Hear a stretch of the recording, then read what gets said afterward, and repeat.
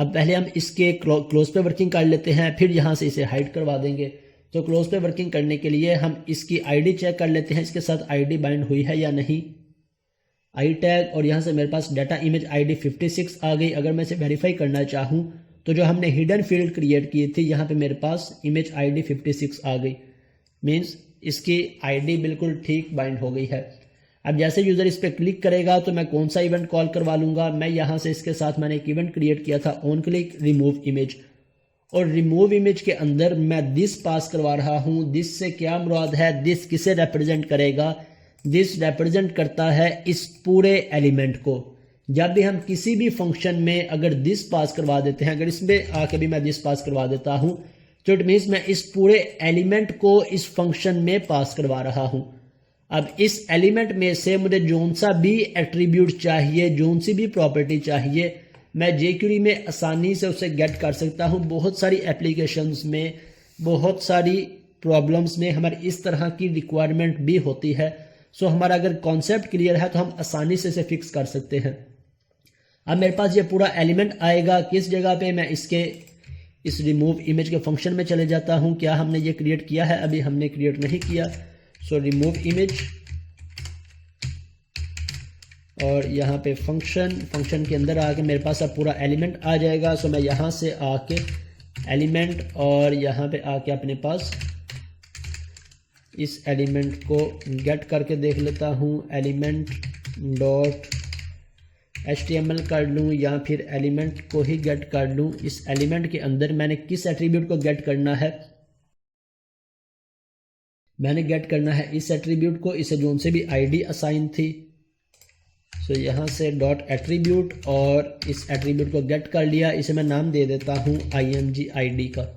यहाँ पे मैं ब्रेक पॉइंट हिट करता हूँ ताकि हम देख सकें इस एलिमेंट में क्या वैल्यू आई है, और इसके बाद मेरे पास आईडी आ रही है इसकी या नहीं। अगर आ रही है तो मैं इसे अलर्ट में डिस्प्ले करवा लेता हूँ।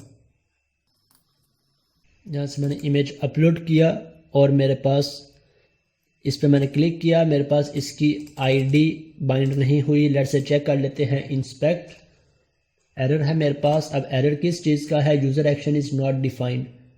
यहाँ पे कौन सा यूज़र एक्शन डिफाइन नहीं है। रिमूव इमेज और on click user action dot, sorry ये मेरे पास यूज़र एक्शन नहीं, मेरे पास यूज़र एक्शंस है। सो मैं इसे यूज़र एक्शंस कर देता हूँ।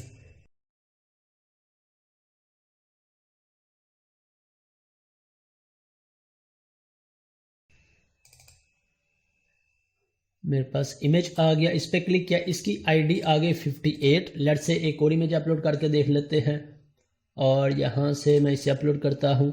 अब इसकी आईडी क्या आ रही है, 59। इट मीन्स हमारे पास एज एक्सपेक्टेड आईडी आ रही है। अब नेक्स्ट स्टेप हमारा क्या है, हमने यहाँ पे दो रिक्वायरमेंट्स फुलफिल करनी है। एक फर्स्ट पे remove image from database, remove image from picture area. Database के साथ हम इसे लोकल ड्राइव से भी रिमूव कर सकते हैं। दोनों जगह से हम रिमूव करना चाहें हम रिमूव कर सकते हैं, लेकिन प्रायोरिटी क्या है, डेटाबेस की। लोकल स्टोरेज हम मोस्टली रिमूव नहीं करते क्योंकि जब हमारी स्पेस बहुत ज़्यादा फुल हो जाए तब हम इसे रिमूव कर देते हैं। अभी भी हम इसकी लॉजिक लिखना चाहें हम इसे लिख लें, अदरवाइज हम डेटाबेस में से रिमूव करवाते हैं और इसके बाद पिक्चर एरिया में से। अब डेटाबेस में से कैसे रिमूव करवाना है आपको बेटर पता है कि आपने क्या करना है। यहाँ पे इसकी एजेक्स रिक्वेस्ट क्रिएट करनी है। एजेक्स रिक्वेस्ट क्या लेके जाएगी, यहाँ से इसकी आईडी पास कर देगी। मेरे इस कंट्रोलर के अंदर आपने एक एक्शन क्रिएट कर लेना है रिमूव का, जो आईडी रिसीव करेगी।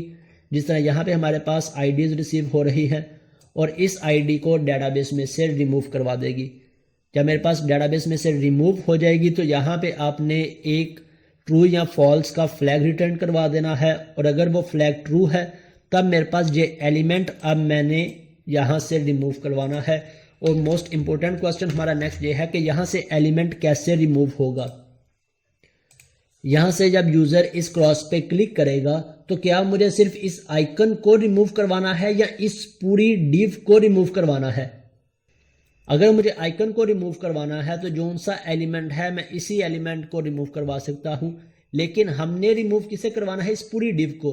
तो ये सारी डिव हमारी किस टैग के अंदर इनकोड है, इस टैब के अंदर।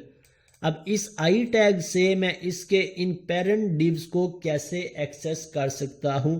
हमारे पास बहुत सारे वेज हैं। यहाँ पे मैं कुछ फंक्शंस लिख देता हूं जिन्हें आपने लाजमी तौर पे सर्च करना है, एक्सप्लोर करना है।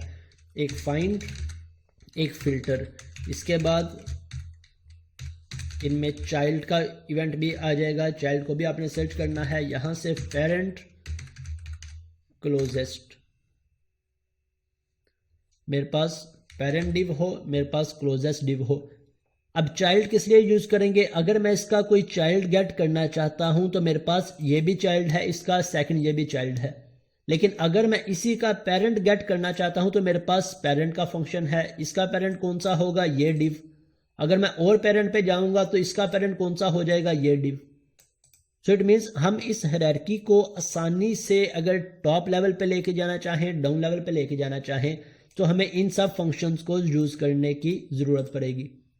हमें पता होना चाहिए इन फंक्शंस का। अब क्लोजेस्ट फंक्शन किस पर्पस के लिए यूज होता है, पेरेंट फंक्शन हमें एक लेवल का पेरेंट रिटर्न करेगा। अगर मैं इस पे जाऊंगा, इमेज का पेरेंट देखूंगा तो मुझे ये डिव रिटर्न होगी। लेकिन अगर मेरी रिक्वायरमेंट है मैं इस इमेज से डायरेक्ट इस डिव को गेट करना चाहता हूं, हमारे पास दो ऑप्शन है। या मैं इस पे 2 दफा पेरेंट अप्लाई कर लूं, means first time parent dot parent, ये मुझे क्या करेगा, इस इमेज का पेरेंट फिर उसका पेरेंट ये रिटर्न कर देगा। Second option, the best option, हम क्लोजेस्ट प्रॉपर्टी को यूज करते हैं, इस फंक्शन को यूज कर लेंगे। क्लोजेस्ट मींस इस इमेज डिव के क्लोजेस्ट टैग या क्लोजेस्ट डिव, क्लोजेस्ट क्लॉज कौन सी है।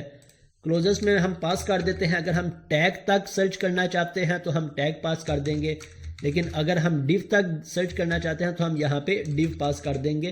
तो इस इमेज की क्लोजेस्ट ये वाली डिव जोन सी होगी, हमें वो रिटर्न कर देगी ये सारी की सारी।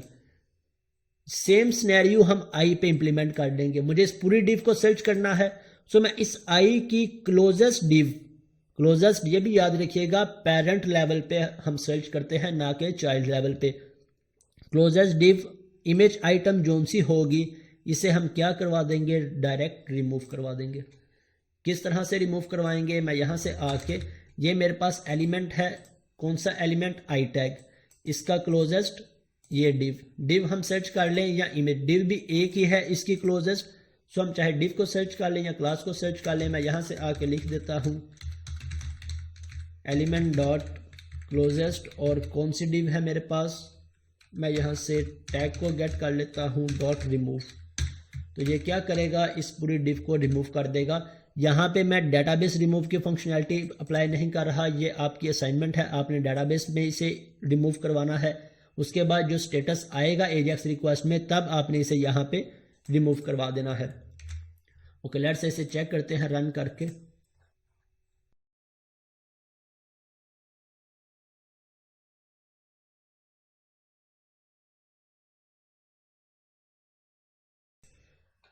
ओके, अब इन तीनों डिव में से मैं लेट्स से फर्स्ट वाली को रिमूव करता हूँ, इस पर क्लिक किया, मेरी डिव रिमूव हो गई। अगर लास्ट वाली को करता हूँ, इस पर क्लिक किया, मेरी डिव रिमूव हो गई। सो होप सो आपको ये सिनेरियो समझ आ गया होगा, इसकी इम्प्लीमेंटेशन की समझ आ गई होगी। हमने सिर्फ अपनी रिक्वायरमेंट को अंडरस्टैंड करना है। रिक्वायरमेंट को अंडरस्टैंड करने के बाद इसके अकॉर्डिंग हमने अपनी लॉजिक्स क्रिएट करनी है।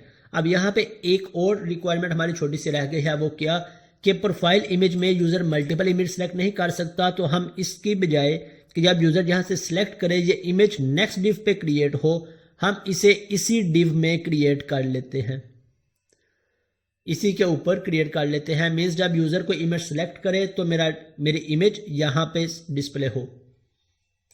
तो किस तरह से कर सकते हैं, मैं यहाँ से आ जाता हूँ और जब यूजर ने इस अपलोड इमेज पे क्लिक किया, मेरी इमेज यहाँ पे डिस्प्ले हो गई। डिस्प्ले होने के साथ साथ हमारी जो ये फर्स्ट डिव है सिलेक्ट इमेज की, मैं इसमें हिडन की क्लास ऐड करवा देता हूँ। किस तरह से, dot add class. Add class कौन सी, यहाँ से हम इसे हिडन की क्लास यूज़ कर रहे थे किसी जगह पे, विजुअली हिडन, और इस क्लास को मैं यहाँ पे भी डिस्प्ले करवाऊँगा अभी विजुअली हिडन को, और इसमें एक क्लास ऐड करवा दी हिडन की। और इसी तरह से जब यूज़र आइकन रिमूव करेगा यहाँ से मेरे पास, तब मैं इस क्लास को रिमूव करवा दूंगा, रिमूव क्लास। अब इसे चेक भी कर लेते हैं।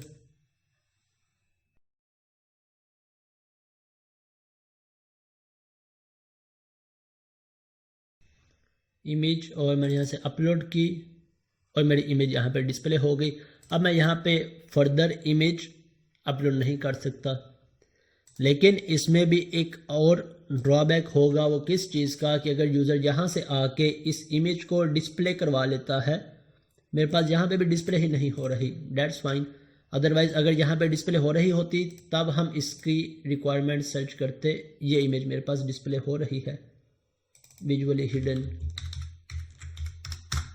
ओके। अब मेरे पास डिस्प्ले हो रही है। तो मीन्स अगर यूज़र जावास्क्रिप्ट में से हमारा कोड चेंज कर लेता है तब हम इस पर रिस्ट्रिक्शन भी लगा सकते हैं। हम कैसे से डिटेक्ट कर सकते हैं, हम यहाँ पे भी इसकी रिस्ट्रिक्शन लगा सकते हैं। जब यूज़र इस पर क्लिक करता है, ये ट्रिगर होने की बजाय ट्रिगर ही ना हो। अगर इस डिव के अंदर ऑलरेडी कोई इमेज आइटम्स एग्जिस्ट कर रही हैं तब ये मेरे पास ये ट्रिगर ना हो, अदरवाइज ट्रिगर हो जाए। इफ एल्स को हम यूज़ कर सकते हैं। सो डिफरेंट सिनेरियोज़ को हमने चेक कर लेना होता है जिस पे ये वर्किंग कर रहा हो। उन सब सिनेरियोज़ को हमने अपने पास नोट डाउन करके और इम्प्लीमेंट कर देना होता है। अब यहाँ तक कि इसमें अगर आपका कोई क्वेश्चन है, कोई कन्फ्यूजन है तो आप पूछ सकते हैं। अदरवाइज़ फिर हम फाइल्स को अपलोड करने का सिनेरियो देखते हैं।